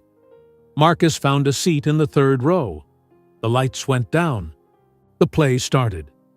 3rd graders performed a story about space explorers. Cameron played an astronaut. He wore a silver costume Destiny had made. When Cameron said his lines, his voice was clear and strong. Marcus's chest felt tight with pride. Cameron finished his scene and looked out at the audience. He spotted Marcus. His whole face lit up. He waved. Marcus waved back. After the play, Cameron ran to Marcus in the lobby. "Did you see me, Dad? Did I do good?" Dad. Not Daddy anymore. Just Dad. Cameron had started calling him that last month. "It felt more grown up," Cameron explained. "You were amazing," Marcus said. He hugged Cameron tight. "I am so proud of you." Destiny walked over with Caleb and Chloe. "Good job, Cameron," she said. "Can Dad come to dinner?" Cameron asked. Destiny looked at Marcus. "We are just having spaghetti." "Spaghetti sounds perfect," Marcus said. They all went back to the brownstone. Marcus helped Destiny cook while the children set the table. They ate together. They talked about the play. They laughed when Caleb got spaghetti sauce on his nose. This felt like family. On Saturday mornings, Marcus coached Caleb's soccer team. Caleb was not very good at soccer. He spent most of the game chasing butterflies, but he loved wearing his uniform and running around with his friends. "Go, Caleb!" Marcus shouted from the sidelines. "Good try, buddy." After the game, Caleb ran to Marcus. "Did you see me almost score?" "I saw," Marcus said. "You are getting better every week." On Tuesday afternoons, Marcus picked up Chloe from school. She would run out of the building and jump into his arms. "Dad, guess what happened today?" Every day, something new had happened. She made a new friend. She learned a new song. She drew a new picture. Marcus listened to every story. He asked questions. He cared about every detail of her life. In November, Destiny called Marcus. "The school wants to have parent-teacher conferences. Can you come?" "Of course," Marcus said. They sat together in 3 different classrooms. Cameron's teacher said he was doing well in math. Caleb's teacher said he had a wonderful imagination. Chloe's teacher said she was kind to everyone. Marcus and Destiny listened. They asked questions. They worked as a team. Afterward, they walked to the parking lot together. "You are good at this," Destiny said. "At what?" "Being a parent. You show up. You pay attention. The children feel loved." "That is all I want," Marcus said. "For them to know they are loved." In January, Destiny called Marcus on a Saturday morning. "Can you take the kids to the park today? I have a lunch meeting." "Sure, no problem." Marcus took the triplets to Boston Common. They flew kites. They ate ice cream. They fed the ducks. When Marcus brought them home, Destiny was there with a man Marcus had never seen before. He was black, maybe 40 years old, wearing glasses and a sweater. He looked kind. "Marcus, this is Jonathan," Destiny said. "He teaches history at Boston University." "Jonathan, this is Marcus, the children's father." Marcus shook Jonathan's hand. "Nice to meet you." "You too," Jonathan said. "Destiny has told me a lot about you." After the children ran upstairs, Marcus said to Destiny, "Are you two dating?" "Yes," Destiny said, "for about 2 months now." Marcus felt something complicated in his chest. Not jealousy exactly, maybe regret, or maybe just sadness for what could have been. "Is he good to you?" Marcus asked. "Very good," Destiny said. "Then I am happy for you. You deserve someone who treats you well." "Thank you, Marcus. That means a lot." A week later, Marcus received a text from an unknown number. He opened it. The message said, "Hi, Marcus. This is Rebecca. I wanted you to know that I am engaged. His name is David. He is an architect. He is kind and honest. I am truly happy. I hope you found happiness too." Marcus texted back, "Congratulations, Rebecca. I am so happy for you. You always deserved better than what I gave you. I hope you have a beautiful life." Rebecca replied, "Thank you. I forgive you, Marcus. I hope you forgive yourself too." Marcus stared at that message for a long time. Forgive himself. He was trying. In March, Marcus's phone rang. Unknown number. He almost did not answer, but something made him pick up. "Hello? Mr. Richardson, this is Thomas Blake. I am your mother's attorney." Marcus's stomach dropped. What does she want? She would like to meet her grandchildren. She understands it has been a year. She has had time to reflect. She would like a chance to apologize to you and to meet Cameron, Caleb, and Chloe.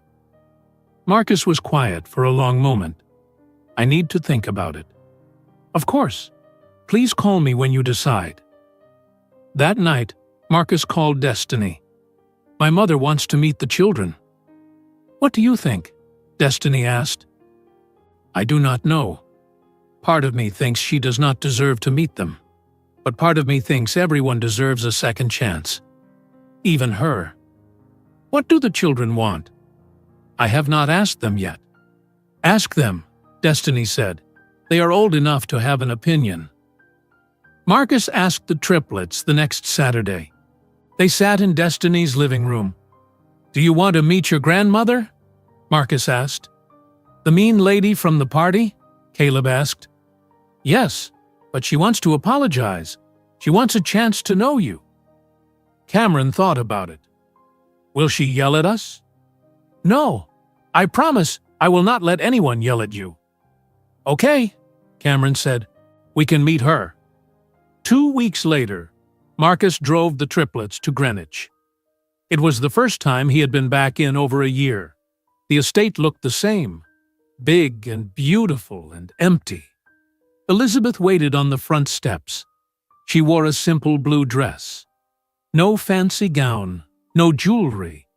She looked older, smaller somehow. The triplets got out of the car slowly.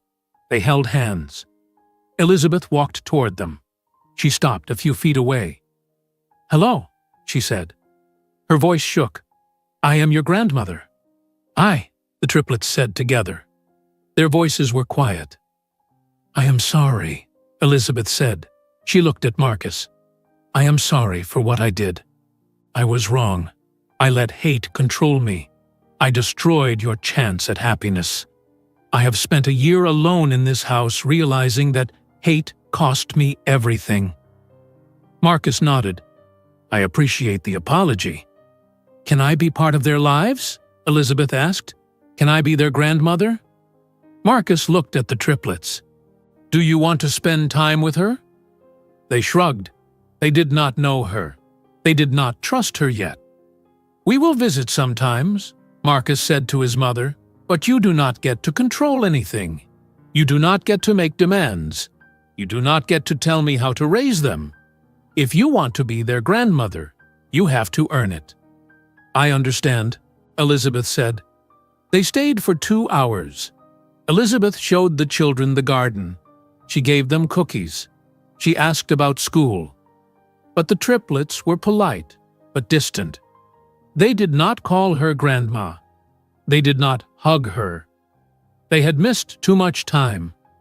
On the drive home, Chloe said, She seems sad. She is sad, Marcus said. She made bad choices, and now she is alone. Do you forgive her, Dad? Cameron asked. I am trying, Marcus said. That Sunday, Marcus took the triplets to Boston Common. The weather was warm, spring flowers bloomed everywhere. They flew kites and ate hot dogs and played on the playground. At 7 o'clock, Marcus brought them home. He helped them get ready for bed. He read them stories. Chloe fell asleep halfway through the second book. Marcus tucked her blanket around her. He kissed her forehead. I love you, Dad, Chloe whispered, without opening her eyes. Marcus's throat got tight. I love you too, baby girl. He walked home to his small apartment. The streets were quiet. He passed coffee shops and restaurants full of people. He felt happy, really happy. For the first time in years, he texted Destiny, Thank you for giving me this chance. She replied, You earned it. Marcus stood at his apartment window and looked at the Boston city lights. He had lost everything his mother gave him. The job, the money, the big house, the trust fund. But he gained the only things that were ever truly his. 3 children who called him Dad. 3 children who loved him. 3 children who made his small apartment feel like the biggest home in the world. Marcus woke up early the next morning. His alarm went off at 6:30.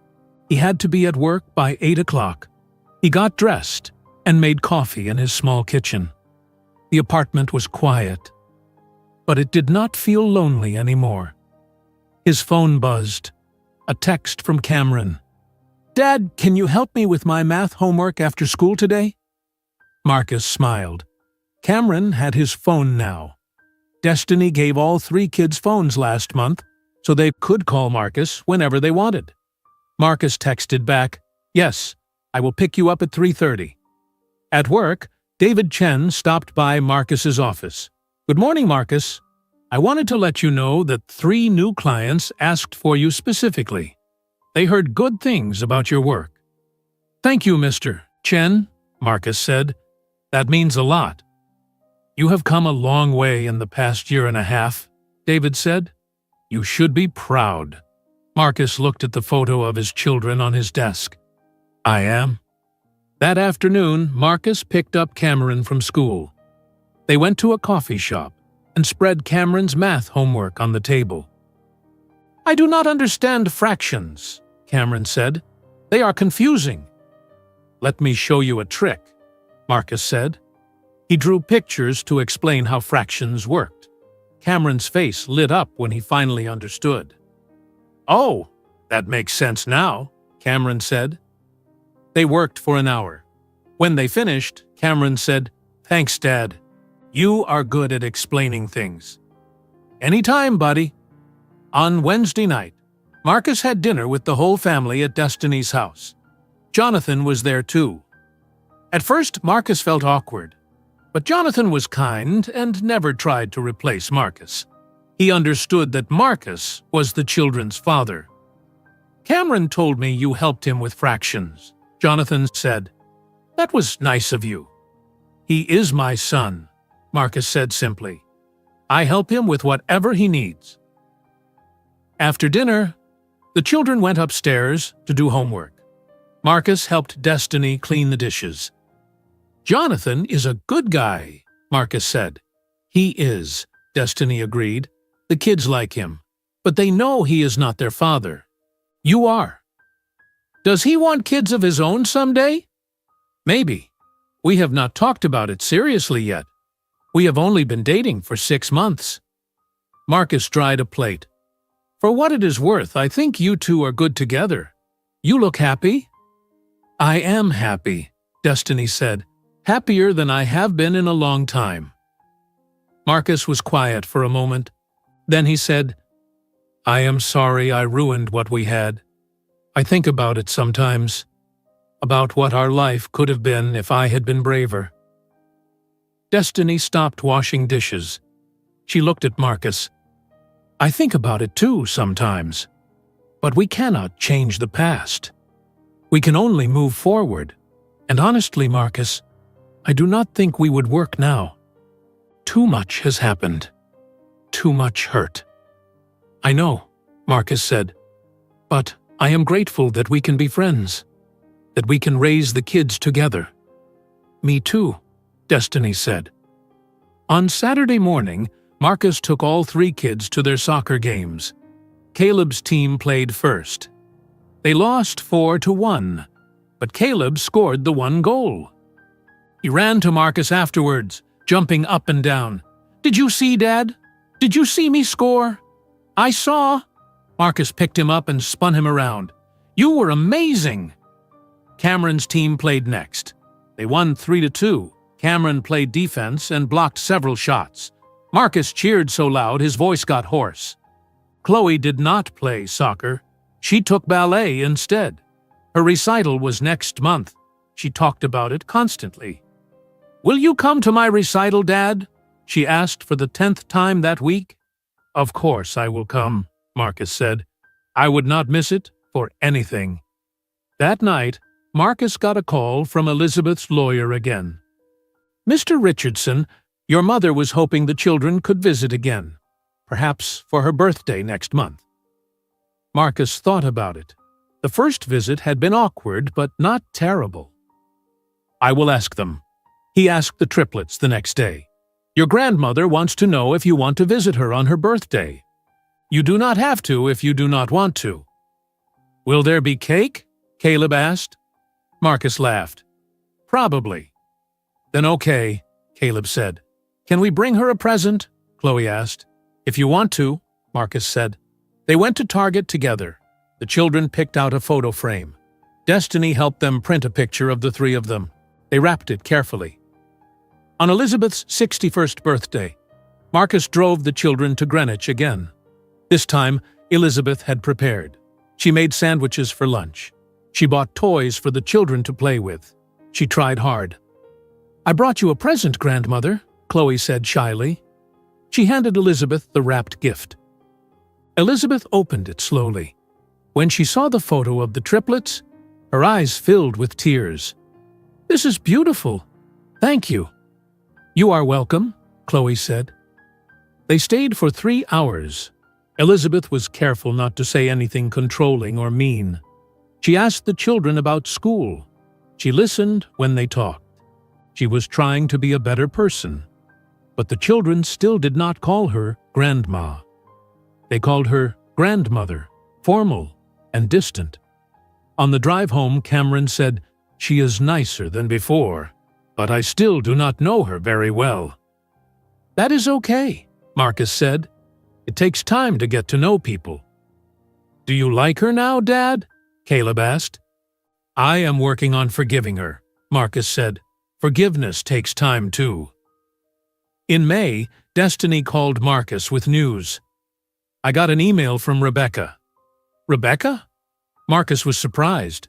What did she say? "She is getting married next month. To David, the architect.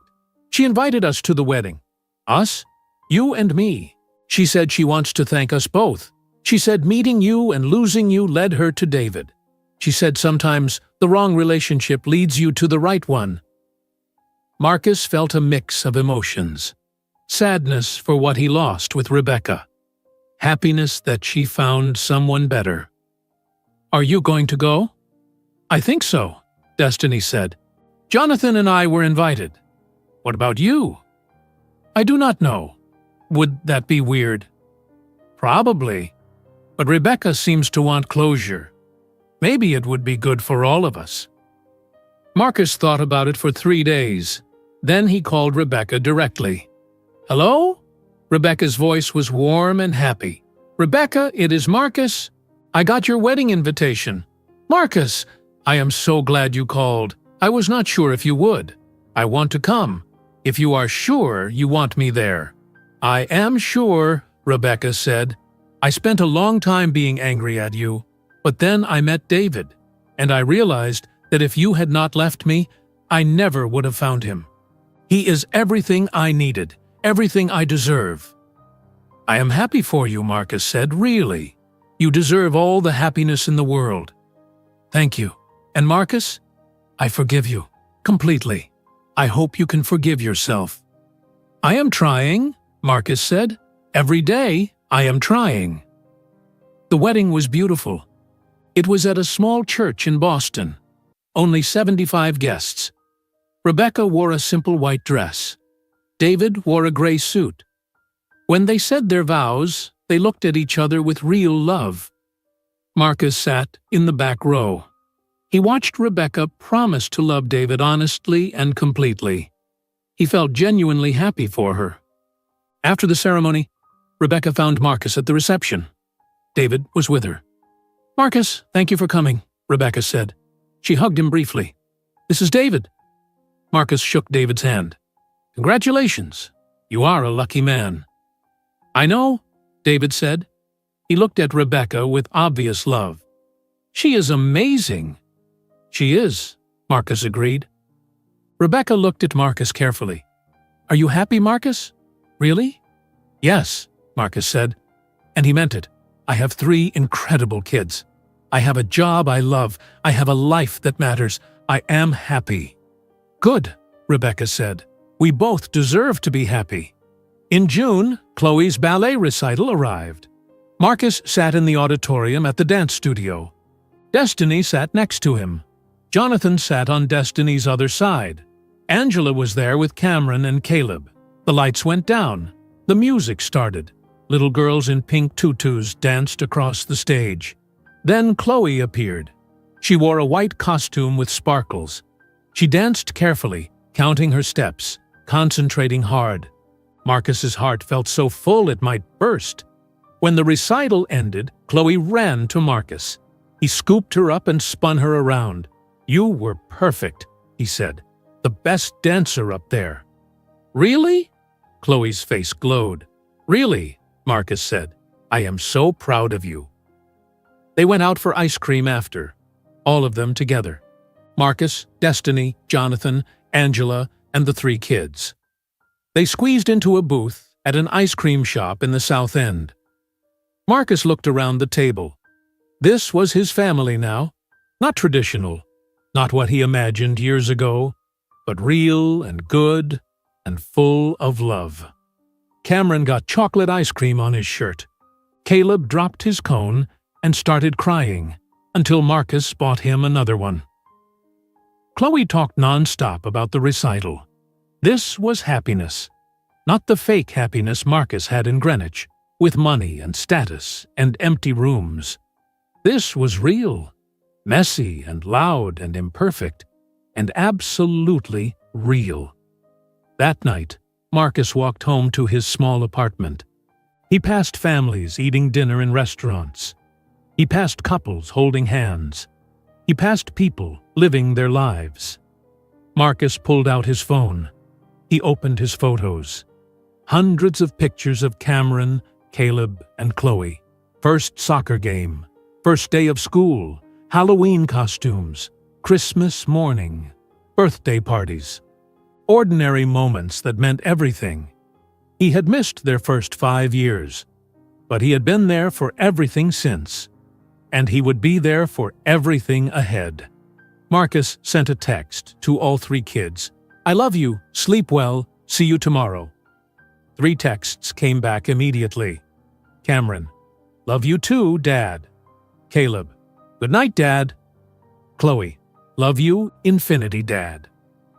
Marcus smiled. He put his phone down and looked out his window at the Boston lights. He had everything he needed. Marcus's alarm went off at 6:30 on a Monday morning in September. 2 full years had passed since the helicopter landed on his mother's lawn. 2 years since his life fell apart and came back together in a completely different shape. He got up and made coffee. His phone buzzed with a text from David Chen at work. "Morning, Marcus. Big client meeting at 9. I want you to lead it." Marcus texted back, "I will be there." 2 years ago, Marcus made $400,000 a year and felt empty. Now he made $75,000 a year and felt rich. Not rich with money, rich with purpose, rich with love. He arrived at Clearwater Capital at 8 o'clock. The big client meeting went well. Marcus presented an investment strategy for a family looking to save for their children's college. The family asked good questions. Marcus answered each one carefully and honestly. "We trust you with our money," the husband said at the end. "Thank you for treating us with respect." After they left, David Chen shook Marcus's hand. "Excellent work. You have become one of our best advisors. Clients ask for you by name." "Thank you, Mr. Chen. This job means a lot to me." "I can tell," David said. "You work like someone who finally understands what matters." That evening, Marcus picked up all 3 kids from school. They piled into his car, talking over each other. "Dad, I got an A on my science test," Cameron said. "Dad, I learned about dinosaurs with feathers today," Caleb said. "Dad, can we get ice cream?" Chloe asked. Yes, and maybe," Marcus said. They all laughed. Marcus had moved to a bigger apartment 6 months ago. 2 bedrooms now. The kids had their own room for when they stayed overnight. That happened twice a week now, Tuesday and Thursday nights. Marcus made them breakfast before school. He helped with homework. He read bedtime stories. This was his life now. School pickups, and soccer practice, and homework help. Simple things that meant everything. On Saturday morning, Marcus went to Cameron's soccer game. Cameron had gotten much better at soccer this year. He scored 2 goals. Marcus jumped up and down on the sidelines. "That's my son!" Marcus shouted. "Good job, Cameron!" After the game, a dad from the other team approached Marcus. "Your son is really talented. You must be proud." "I am," Marcus said. "Very proud." How long have you been coaching him? 2 years, Marcus said. It felt like longer. It felt like forever. But also it felt like no time at all. That afternoon, Marcus took the kids to the Boston Public Library. Caleb needed books about ancient Egypt for a school project. They spent 2 hours looking through books. Caleb picked 7 books about pyramids and mummies. "Can you help me read these, Dad?" Caleb asked. "Of course," Marcus said. "We will read them together." Chloe found books about ballet dancers. Cameron found books about space. They checked out 15 books total. Marcus carried them all to the car. "You are the best library partner, Dad," Chloe said. "You are the best library visitors," Marcus replied. On Sunday, they all went to Destiny's house for dinner. Jonathan was there. He and Destiny had been dating for over a year now. The relationship was serious, healthy, built on honesty. "Marcus, can I talk to you for a minute?" Jonathan asked after dinner. They stepped into the backyard while the kids played inside. "Sure," Marcus said. "What is up?" "I am going to ask Destiny to marry me," Jonathan said, "next month. I wanted to tell you first, out of respect. I know you and Destiny have a complicated history." Marcus felt a small pang of sadness. Not jealousy, just the sadness of doors closing on paths not taken. But then he thought about Jonathan, how kind he was to Destiny, how he treated the kids with respect, but never tried to replace Marcus. "That is great news," Marcus said. He meant it. "Destiny deserves to be happy. The kids love you. You will be a good stepfather." "I will never try to replace you," Jonathan said quickly. "You are their father. I just want to be someone who supports them, and supports you too." Marcus shook Jonathan's hand. "Then you have my blessing. Congratulations." Inside, Destiny was cleaning dishes. Marcus helped her dry. "Jonathan told me his plans," Marcus said quietly. Destiny stopped washing. She looked at Marcus. "How do you feel about it?" "Happy for you. Really. He is a good man. Better than I was to you." "You were young," Destiny said, "and afraid. You are different now." "I am," Marcus agreed. "Having the kids in my life changed me. They made me better." "They made both of us better," Destiny said. In October, Marcus received an email from Rebecca. The subject line said, "Good news." He opened it. The email said, "Hi, Marcus. I wanted to let you know that David and I are expecting a baby. A girl. We are so happy. I hope you and your children are well. Rebecca." Marcus typed back, "Congratulations. That is wonderful news. You are going to be an amazing mother. I am very happy for you both." That night, Marcus told the kids about Rebecca. "Remember the lady who was married to me before? She is going to have a baby." "Will the baby be our sister?" Chloe asked. "No, honey, you have each other. Cameron and Caleb are your brothers.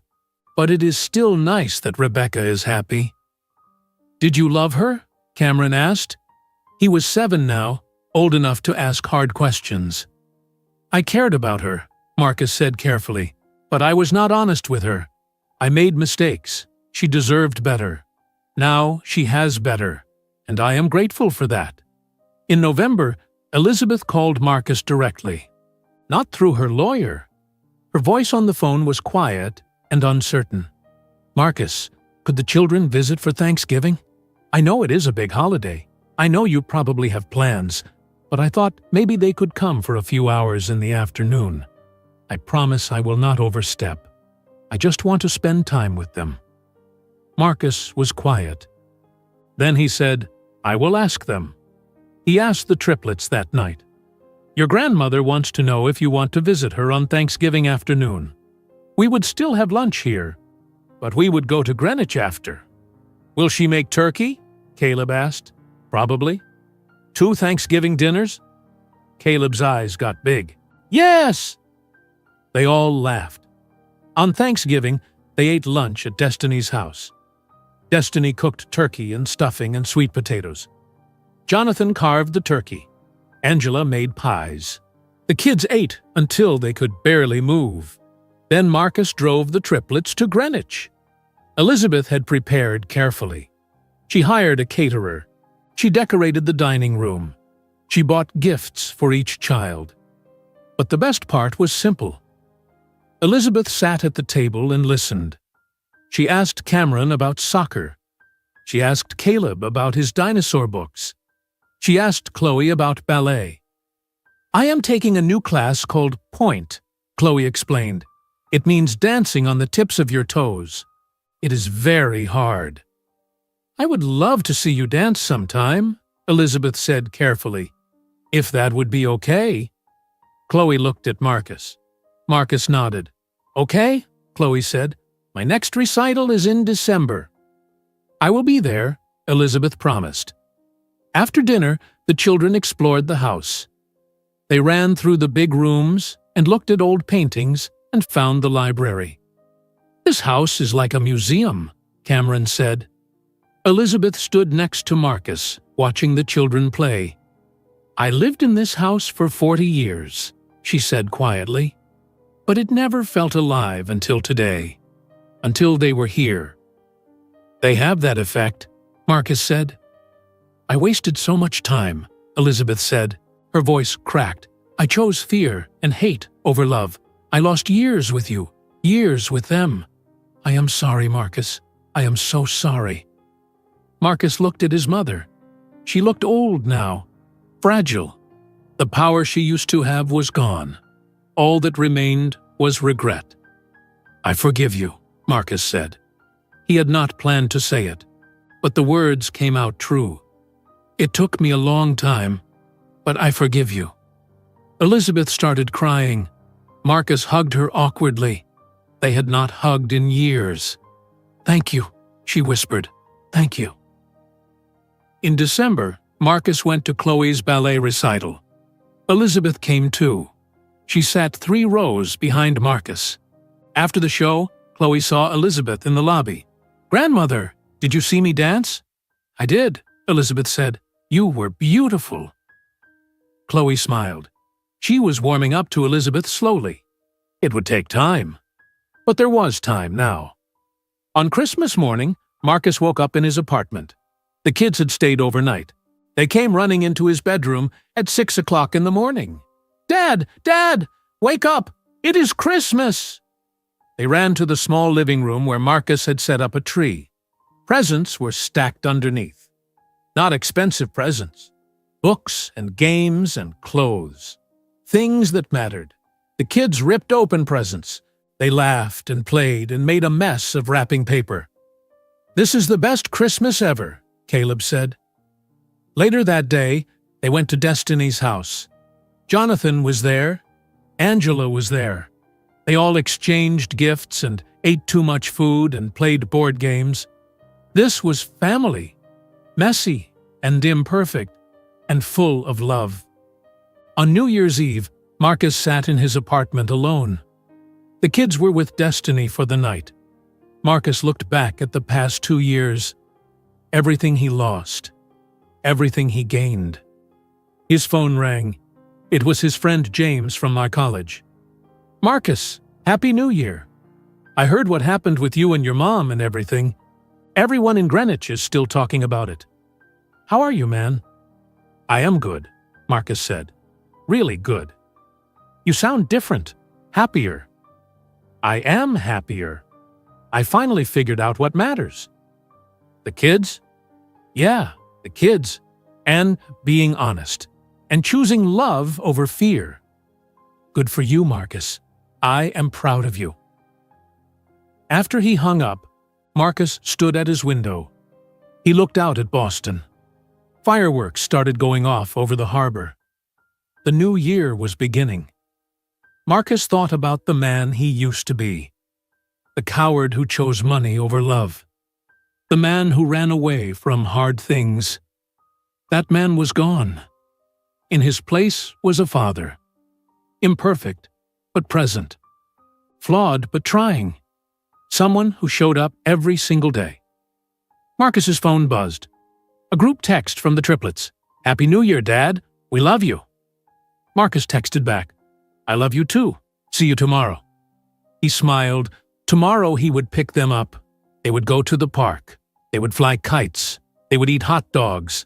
They would be together. That was enough. That was everything. Marcus had lost everything his mother gave him. The money, the status, the big house, the comfortable life.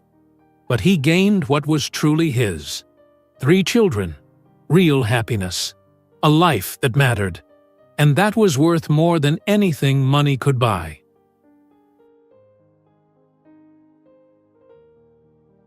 If you enjoyed today's video, I'm sure you'll love the next one. Don't waste time. Just click on the screen